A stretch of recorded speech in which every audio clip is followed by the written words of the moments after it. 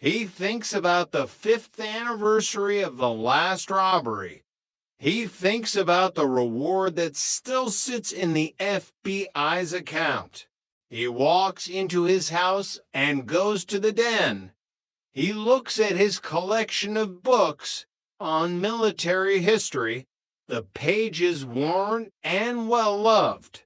He feels the rush again, the one he felt when he was hiding in the bushes, waiting for the tellers to arrive. He realizes that he is the ultimate paper shadow. He is a man who exists in the world, yet is never truly seen. He is a collection of fragments, a neighbor, a veteran, a quiet citizen. But behind the blue eyes is a man who knows the secrets of the system, a man who knows how to be a ghost. He turns on the news, watching the latest reports on AI fraud and digital identity theft. He smiles, a quiet, knowing smile. He knows that the game has changed, but the heart remains the same. The shadows are just getting longer. Chapter 31, The Singularity of Lies. In the year 2024, the paper shadows had transcended the physical realm entirely. They were no longer made of ink and fiber, but of silicon and light. At the Colorado Bureau of Investigation, Agent Danya Davis stared at a video that shouldn't exist. It was a recording of a local bank executive authorizing a multi-million-dollar wire transfer to an account in Estonia. The voice was perfect. The facial tics, the slight squint of the left eye, the way he adjusted his tie were indistinguishable from the real man. "It's a deep fake," Davis whispered, her fingers hovering over the pause button. A masterpiece of algorithmic identity theft. The thief wasn't a meth addict in a basement anymore. He was a coder in a high-rise in St. Petersburg, or perhaps a bored teenager in a basement in Ohio using a prepackaged AI kit. The vulnerability wasn't the mailbox. It was the very fabric of human perception. In a world where you couldn't believe your own eyes and ears, identity had become a theoretical concept.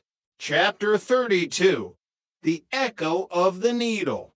The legacy of Dr. Jorge Martinez didn't end with his imprisonment. It lived on in the crooked spines and shattered trust of those he had treated as biological assets. Elias Thorne, now 80 and confined to a wheelchair, watched the sunset from his porch.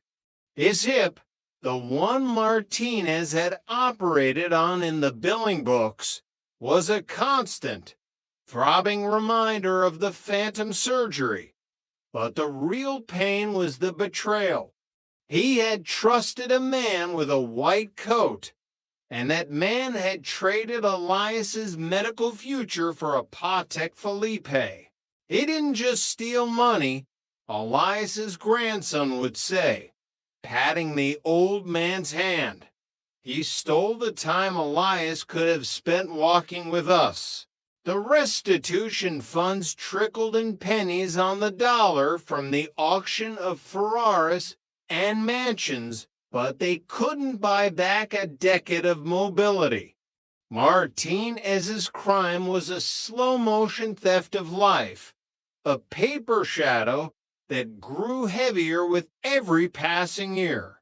Chapter 33, The Invisible Man.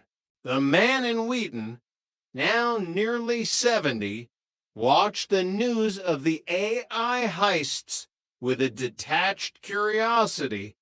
To him, the digital world was a cluttered, noisy place. He preferred the elegance, of a well-timed physical strike, the tactile reality of a balaclava, and cold steel. He lived in a house that was a masterclass in anonymity. No social media presence, no loyalty cards. He paid for his groceries in cash and kept his library books perfectly overdue so he could pay the fines in person. A tiny, regular ritual to ensure he still felt real. He had become a scholar of silence. He knew exactly which cameras in town were decoys and which ones actually recorded. He knew the shifts of every local officer, not for the purpose of a hit, but out of a habitual need to be the invisible variable in their equations. He wasn't a criminal anymore. He was a monument to a perfect streak. Chapter 34, The Inheritance of Shadows. Tammy Carroll's daughter, Sarah, sat in a college lecture hall, her laptop open to a psychology presentation. She was studying the long-term effects of childhood trauma and parental addiction. She didn't tell her classmates that her mother was the Tammy from the Denver identity theft rings. She didn't tell them about the smell of the RV or the sight of Social Security numbers written on her own birth certificate. She carried the shadow in her DNA, a restless, hypervigilant energy that made her a top student, but a lonely person. We inherit our parents' debts, she wrote in her thesis, both the financial and the spiritual. She visited Tammy once a month. They talked about the weather and the children Sarah hoped to have one day. They never talked about the paper shadows. But every time Tammy reached out to hold Sarah's hand, Sarah felt the weight of the life that had been forged in a basement, a story that was still being written in the margins of her own. Chapter 35, The Unseen Frontier. Identity is a story we tell the world so it knows where we begin and someone else ends.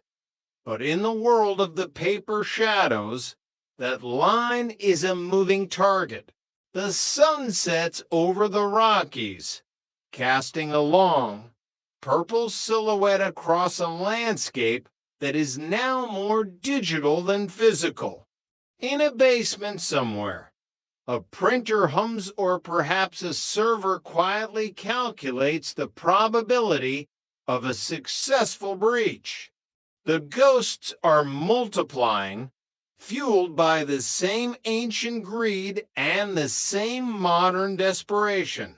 Virginia, Anita, Marcus, and even the man in Wheaton, they are the old guard, the ones who remember when identity had a weight you could feel. The new frontier is silent, invisible, and all-consuming. And as the night falls, the next shadow is already reaching out, waiting for a name to call its own. Author's note: this narrative weaves together true accounts of identity theft, medical fraud, and high-stakes robbery featured in investigative reports. While dramatized, these stories highlight the devastating impact of greed on individual lives and the integrity of our institutions. American Mirage: The Profits of Shame and the Price of Greed. Prologue: The Cost of a Smile.